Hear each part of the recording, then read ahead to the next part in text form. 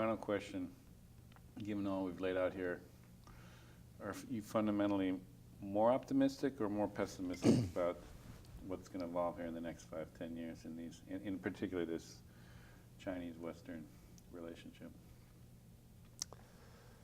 More optimistic or less optimistic? I have to say I'm pretty pessimistic about America. But on the other hand, I do know America has amazing powers of regeneration when it wants to.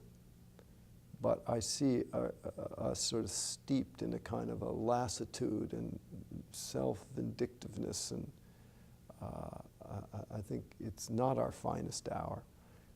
I see China running, going like a racehorse off into a somewhat uncertain future.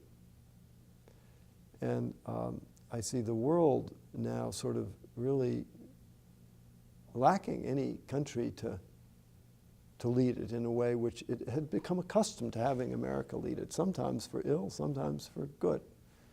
But it's a very strange situation where we find the United States sometimes sort of begging China to lead. Who would ever have thought we'd arrived at this place where we used to be kind of trying to push them away and we didn't want them to lead. And yet we're deeply distrustful of them. Mm-hmm. We're deeply distrustful of their values, and we're also deeply distrustful that they will evolve to have the kind of appreciation of the common weal which we like to imagine we have even when we haven't had it. But so I don't know. I mean, this is an amazing moment in history where everything is starting to shift, and all of the old structures and architectures have sort of run out of shelf life. And yet we seem to have, look at climate change, a complete catastrophe in terms of a multilateral ability to establish a new multilateral framework. So we're back into feudalism, with everybody doing whatever they do, a lot of good things, but no overarching policy. Can we come together on a new architecture for global finance? I don't think it's going to be any easier than on climate change.